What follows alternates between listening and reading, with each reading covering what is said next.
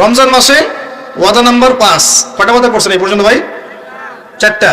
ওয়াদা নাম্বার 5 হচ্ছে রমজান মাসে যার যার জাকাত ফরজ হয়, জাকাত অবশ্যই জাকাত আদায় করে দিবেন ইনশাআল্লাহ। করবেন কি না? আপনারা কি মনে করেন যে নামাজই খালি ফরজ, জাকাত ফরজ না?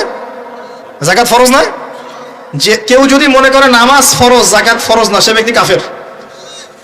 হ্যাঁ, আমার ফতোয়া না, যে কোনো আলেমকে জিজ্ঞাসা করেন না, যে কোনো মাযহাবের আলেমকে জিজ্ঞাসা করেন, যে কোনো মাযহাবে, মান ফাররাকা বাইনা সলাতি ওয়াজ যাকাত, যে ব্যক্তি সালাত এবং যাকাতের মধ্যে পার্থক্য করে সে ব্যক্তি মুসলিম মিল্লাত থেকে খারিজ হয়ে যাবে। আবু বকর সিদ্দিক রাদিয়াল্লাহু আনহুর যুগে কিছু মানুষ যাকাত দিত না, দিতে চায় নাই।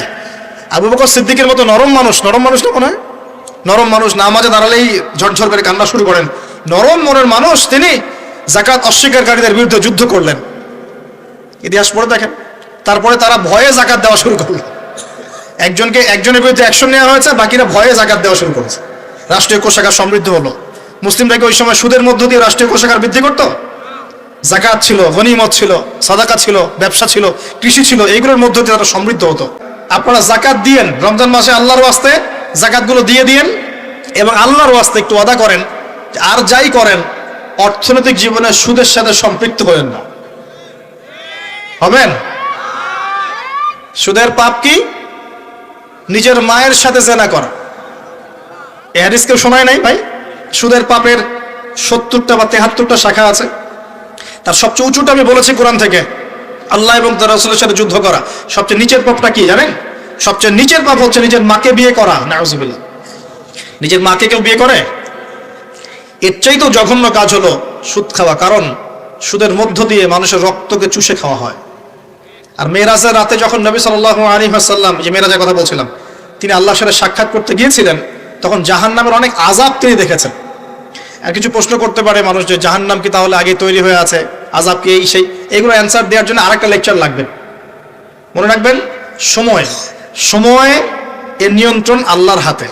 আমাদের কাছে অতীত, বর্তমান, ভবিষ্যৎ এই বিষয়গুলো আছে, আমাদের টাইম ফ্রেমের মধ্যে এটা আছে। আল্লাহ পাকের কাছে এইভাবে সময় না যে অতীত একটা, এটা বর্তমান, এটা ভবিষ্যৎ, এমন নয়। সবকিছু আল্লাহর সামনে, সবকিছু। আমরা যেখানে ঘুরি, এই সৌরজগতে আমরা ঘুরছি, এই যে ওয়াজ করছি যখন আমরা, এখনো জমিনটা ঘুরছে কিনা? আমাদেরকে নিয়ে পৃথিবী ঘুরছে শূন্যের মধ্যেই। সুবহানাল্লাহ বলেন। আমাদেরকে নিয়ে পৃথিবী এখনো এই মুহূর্তেও শূন্যের মধ্যে ঘুরছে, আসমানে ঘুরছে কিনা? আমরা কি টের পাচ্ছি? টের পাচ্ছি না। সূর্য উঠছে, আমাদের কাছে মনে হয় যে একটা দিন আসলো, ডুবলো, একটা রাত হয়ে গেল। যদি আল্লাহ পাক পৃথিবীর ঘোরার গতিটাকে কমায় দেন, তাহলে কি হবে জানেন? দিন রাত লম্বা হয়ে যাবে। বুঝেন নাই মনে হয়? আল্লাহ পাক যদি এই যে আমরা ঘুরছি মনে করেন এভাবে, আল্লাহ যদি গতিটাকে কমায় দেন, আস্তে আস্তে ঘুরে, তাহলে দিন রাত লম্বা হয়ে যাবে। বিজ্ঞানীরা বলে, এটা বিজ্ঞানীদের কথা, এটা আমার কথা না, বিজ্ঞানীরা বলে তখন আমাদের দাড়ি চুলও নাকি পাকবে না, বয়সও নাকি বাড়বে না। যাই হোক, ওটা ওদের থটস, এটা আমাদের থটস না। আলোর বেগে যদি মানুষ মহাবিশ্বে, মহাকাশে সফর করতে পারে, আলোর বেগের চেয়ে বেশি বেগে, এখনকার সায়েন্সরা বলে, ওরাই বলে যে মানুষ তখন ফিউচারে চলে যেতে পারে, ভবিষ্যতে যেতে পারে, আলোর বেগে যদি সফর করতে পারে। এটা ওদের কথা, আমরা এইসব আলোচনা যাচ্ছি না। বলছি সময়ের নিয়ন্ত্রণ কার হাতে? আল্লাহর হাতে। বারজাখ বলে একটা জগৎ আল্লাহ তৈরি করেছেন। কি নাম? বারজাখ। এই জগৎটা হচ্ছে আমাদের দুনিয়ার জগৎ আর জান্নাত জাহান্নামের যে কিয়ামতের দিন, এর মাঝখানের একটা জায়গা। এখানে ইল্লিন আর সিজ্জিন দুটো স্তর আছে, একটা নাম ইল্লিন, একটা সিজ্জিন। এই দুনিয়ার নেককার মানুষ যারা, তাদের আত্মাগুলোকে আল্লাহ পাক এই যে ইল্লিনে নিয়ে গিয়ে রেখে দেন। আর দুনিয়াতে যারা পাপাচারী, তাদের আত্মাগুলোকে আল্লাহ পাক সিজ্জিনে রেখে দেন। এই যে কবরের যে আযাব, যে আমরা একটা কথা বলি, এটা আযাব বলে রুহের আযাব। কিসের আযাব? রুহ। দেহ তো আপনার নাই, ওখানে দেহ আছে? দেহ তো পচে গেছে, গলে গেছে, তাহলে আযাবটা কিসের? রুহের। বুঝাচ্ছি, আমি এই পড়াশোনাটা করেছি ইমাম গাজ্জালী রাহিমাহুল্লাহর বই থেকে। এত গভীর মানে লেখা, মানে ধরতে গেলেও মনে হয় যে একটা লাইন 10 বার পড়তে হচ্ছে। একটা এক্সাম্পল দিয়ে তিনি বুঝাচ্ছেন এভাবে। তিনি বলছেন এটা একটা উদাহরণ মাত্র, এটাই প্রকৃত ব্যাখ্যা না, একটা উদাহরণ মাত্র। বোঝানোর চেষ্টা করছেন তিনি এভাবে যে আমরা যখন ঘুমাই, অনেকে ভালো স্বপ্ন দেখেন না? ভালো স্বপ্ন দেখে আপনার কাছে ভালো লাগছে, খুব মজা লাগছে না? স্বপ্নের মধ্যে আপনি কি ভালো ফিল করছেন, মাশাআল্লাহ ভালো লাগছে, ঘুরছেন ফিরছেন খাচ্ছেন। যখন কোনো খুব ভালো আপনি একটা স্বপ্ন দেখেন, আপনার কিন্তু ভালো লাগে। আপনি স্বপ্নে ঘুমন্ত অবস্থাতেই আপনি স্বপ্নে বাস্তবের ফিলিংস পাচ্ছেন, এমন হয় না? আল্লাহ পাক যদি আপনাকে স্বপ্নের মধ্যে রেখে দেন, ধরেন 1 বছর 1.5 বছর 2 বছর, তার মানে 1-2 বছর আপনি স্বপ্নের মধ্যেই বাস্তবের ভালো লাগার ফিলিংসটা পেতে থাকবেন, কিন্তু আপনি ঘুমিয়ে আছেন। বাইরে থেকে আমি আপনাকে দেখছি যে আপনি ঘুমিয়ে আছেন, কিন্তু আপনি ঘুমন্ত অবস্থাতেও ভালো স্বপ্ন দেখেই ভালো ফিল করছেন। তিনি বোঝাচ্ছেন, উদাহরণ দিয়ে বোঝাচ্ছেন, এটা কিন্তু ব্যাখ্যা নয়, জাস্ট একটা বুঝাচ্ছেন উদাহরণ দিয়ে। আল্লাহ পাক যখন শহীদদের রূহগুলোকে জান্নাতে রেখে দেন, জান্নাতে তারা এইভাবে রূহগুলো ঘুরতে থাকে, ফল ফলাদি খেতে থাকে, পাখির মধ্যে রূহ দিয়ে দেন, সবুজ পাখি, এই পাখি উঠতে থাকে, তারা ভালো ফিল করতে থাকে। ওই হায়াতটাকে আল্লাহ পাক তাদের কাছে বাস্তব বানিয়ে দিয়েছেন। কথা বুঝতে পারছেন? ওই হায়াতটাকে আল্লাহ পাক তাদের কাছে বাস্তব বানিয়ে দিয়েছেন। তাদের কাছে মনে হচ্ছে এটাই বাস্তব, এটাই জগৎ। আল্লাহ চাইলে করতে পারেন না? একটা ঘুমন্ত মানুষকে যদি আল্লাহ করতে পারেন, তাহলে শহীদদের ব্যাপারে করতে পারেন না? পারেন। আবার ধরেন একজন মানুষ পাপাচারী, আপনি কখনো কখনো স্বপ্ন দেখেছেন, ভয়ের স্বপ্ন, আটকে উঠছেন, শ্বাস বন্ধ হয়ে যাচ্ছে, এমন হয়নি অনেকদিন? আর হবে তো বেশি, কারণ কানে তো হেডফোন দিয়ে গান শোনেন, আর হেডফোন কানে দিয়ে ঘুমান, FM শুনতে শুনতে ঘুমান, হ্যাঁ এই কি করতে করতে ঘুমান। ঘুমানোর আগে তো দোয়া কালাম নাই, দোয়া কালাম মাসলুম দোয়া কালাম তো নাই, সূরা মুলক নাই, সূরা বাকারা শেষের আয়াত নাই, ইত্যাদি নাই, পবিত্রতা নাই, বিছান ঝাড়েন না, লাইটস অফ করেন না। আপনার সুন্নত মাফিক তো ঘুমাচ্ছি না আমরা। ঘুমানোর কতগুলো সুন্নত জানেন? ঘুমানোরই কত সুন্নত আছে। ইস্তেঞ্জা করতে হয়, ওযু করে আসতে হয়, পারলে মেসওয়াক করে নেয়, বিছান ঝাড়তে হয়, বিসমিল্লাহ বলে লাইট অফ করতে হয়, দরজায় খিল দিতে হয়, পাত্র যদি থাকে খাবার পাত্র, পানির পাত্র ঢেকে দিতে হয়, তারপরে পড়তে হয় বিছানায় গিয়ে আয়াতুল কুরসি, সূরা বাকারা শেষের 2-3টা আয়াত, সূরা ফালাক নাস ইখলাস, হাত একত্রিত করে ফু দিয়ে সারা গা মাসাহ করতে হয়। ডান কাত হয়ে আল্লাহুম্মা বিইসমিকা আমুতু আহইয়া বলে এই যে 33 বার সুবহানাল্লাহ, 33 বার আলহামদুলিল্লাহ, 34 বার আল্লাহু আকবার পড়তে পড়তে ঘুমাতে হয়। কয়জন জানে? কয়জন ঘুমানোর সুন্নত? ঘুমানোর আগে এখন কানে হেডফোন, ব্লুটুথ, হাবি জাবি এইসব দিয়ে যুবকরা ঘুমাচ্ছে। প্রতিটা কাজ নবীর সুন্নত মতো করার চেষ্টা করবো, আল্লাহ পাক তৌফিক দান করুন। এই যে 9 নম্বর ওয়াদা করেন, জীবনের প্রতিটা কাজ নবীর সুন্নাহ মতো করবেন। রাজি আছেন ইনশাআল্লাহ? একদম চেহারা থেকে শুরু হবে, চুল দাড়ি পোশাক আশাক থেকে শুরু হবে।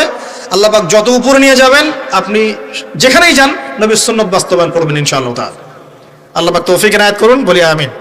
মনে করেন খারাপ স্বপ্ন দেখছেন, খারাপ স্বপ্নে এখন আপনি কষ্ট পাচ্ছেন, দেখছেন যে পানিতে ডুবে যাচ্ছেন, দেখছেন যে আপনি আগুনে পুড়ে যাচ্ছেন, নাউজুবিল্লাহ, দেখছেন যে আপনি হয়তো কেউ আপনার শ্বাস গলা চিপে ধরেছে ইত্যাদি, মানে আপনি কষ্ট পাচ্ছেন।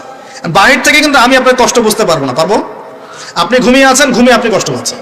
এখন এই ঘুমন্ত কষ্টের স্বপ্নটাকে আল্লাহ পাক যদি 5 বছর লম্বা করে দেন, পারবেন কিনা? আল্লাহ পাক পারেন কিনা? 5 বছর ঘুমিয়ে আছেন আপনি, উঠতে পারতেছেন না। এখন এটা হয় না, আল্লাহ চাইলে পারেন, সম্ভব কিনা? আল্লাহ পাক 309 বছর ঘুম পাড়ায় রাখেন নাই মানুষকে? আছে না দলিল? কোরআনে আছে না? কোন সূরায়? এই তো মাশাআল্লাহ, মাশাআল্লাহ, সূরা কাহফে আছে না? 309 বছর আল্লাহ পাক 9 জন 10 জন ছেলেকে ঘুম পাড়ায় রাখছেন না? রাখছেন। তো এখন মনে করেন যে আল্লাহ পাক আপনাকে ওই কষ্টের আযাবটাকে লম্বা করে দিলেন, কষ্টের ওই স্বপ্নটাকে লম্বা করে, তাহলে আপনি কিন্তু ঘুমের মধ্যে কষ্ট ফিল করবেন। এখন কবরে যদি আল্লাহ পাক বারজাখের জীবনে সিজ্জিনে কিছু আত্মাকে রেখে আত্মাগুলোকে আযাব দেন, এবং ওইটাকেই যদি তাদের কাছে বাস্তব ফিল দিয়ে দেন, তাহলে কি তার আযাব পাবে না? অনেক ব্যাখ্যা আছে, যেগুলো নিয়ে আলাদা লেকচার দেওয়া লাগে। এতটুকু বোঝেন যে আল্লাহ পাক ইন্নাল্লাহা আলা কুল্লি শাইইন কাদির, আল্লাহ পাক প্রতিটা বিষয় সম্পর্কে ক্ষমতাবান। আল্লাহ পাকের হাতেই সব ক্ষমতা, আল্লাহ সব করতে পারেন। যে আল্লাহ পাক আমাকে শ্বাস নেয়ার ক্ষমতা দিচ্ছেন, নিঃশ্বাস নিচ্ছি, একটা নিঃশ্বাসের দাম কি অন্য কেউ দিতে পারবে? যে আল্লাহ পাক এনভায়রনমেন্ট, বায়ুমণ্ডলের মধ্যে নাইট্রোজেন গ্যাস দিয়ে দিয়েছেন, এই গ্যাস কি কে দিয়ে? অন্য কেউ দিয়েছে? যে আল্লাহ পাক শ্বাস নেয়ার জায়গা দিয়েছেন, আমাদের হার্ট যে পাম্প করছে, জন্মের সময় থেকে পাম্প করছে, এখন পর্যন্ত থামে নাই, একদিন 1 মিনিটের জন্য থেমে গেলেই শেষ। এর কে চালু করে রেখেছে? যে আল্লাহ এত কিছু করতে পারেন, সেই আল্লাহর পক্ষে নবী সাল্লাল্লাহু আলাইহি ওয়াসাল্লামকে তার কাছে নিয়ে যাওয়া, এই আযাবগুলো দেখানো এমন কঠিন কিছু? এগুলো নিয়েও এখন মানুষ প্রশ্ন তোলে। ঈমান কোন জায়গায় চলে গেছে চিন্তা করেন। তো এখানে নবীজি অনেকগুলো শাস্তি দেখেছেন, তার মধ্যে একই পাপের কারণে 3টা শাস্তি দেখেছেন। কয়টা ভাই? এই সেই বিখ্যাত পাপের নামটাই হচ্ছে সুদ। কি নাম সেই পাপের? একবার দেখেছেন কিছু লোককে রক্তের নদীতে ফেলে দিয়ে মাথা ফাটিয়ে দেওয়া হচ্ছে। জিজ্ঞাসা করলেন এরা কারা? জিবরাইল আলাইহিস সালাম বলছেন এরা আপনার উম্মতের সেই সব ব্যক্তি যারা সুদখোর ছিল। রক্তের নদী কেন? কারণ রক্ত চুষে খাইতো তারা মানুষ। মাথা কেন ফাটাই দেওয়া হচ্ছে? কারণ এই মাথা দিয়ে বলেছিল ইন্নামাল বাইউ মিসলুর রিবা, ব্যবসা সুদ একই জিনিস। এই শয়তানি মাথা থেকে বেরোছে, এই কারণে মাথা ফাটিয়ে দেওয়া হচ্ছে। আর একটা শাস্তি দেখেছেন, তারা পাথর খাচ্ছে, পাথর, বড় বড় পাথর খাচ্ছে, পিছনের রাস্তা দিয়ে পাথর বের হয়ে যাচ্ছে। জিজ্ঞাসা করলেন কাদের কি কারণে শাস্তি দেওয়া হচ্ছে? জিবরাইল আলাইহিস সালাম বললেন এটাও সুদের কারণে। 3 নাম্বারটা দেখেছেন তিনি, যে কিছু মানুষ শুয়ে আছে আর এই পেটটা, এই বাড়ি, আমাদের বাড়ি যেমন উঁচু, এই বাড়ির মতো উঁচু হয়ে আছে পেটটা, আর পেটের ভিতরে অজগরের মতো বড় বড় সাপ কিলবিল কিলবিল করছে। আর এই 3টা শাস্তি তিনি দেখেছেন। দেখে জিবরাইল আলাইহিস সালামকে বলছেন এই 3টা শাস্তি কি কারণে? 3টার ক্ষেত্রেই জিবরাইল আলাইহিস সালাম বলেছেন সুদের কারণে, সুদের কারণে, সুদের কারণে। আল্লাহ পাক আমাদেরকে হেফাজত করুন। 10 নাম্বার নিয়াত, আমরা সবাই হালাল খাওয়ার চেষ্টা করবো ইনশাআল্লাহ।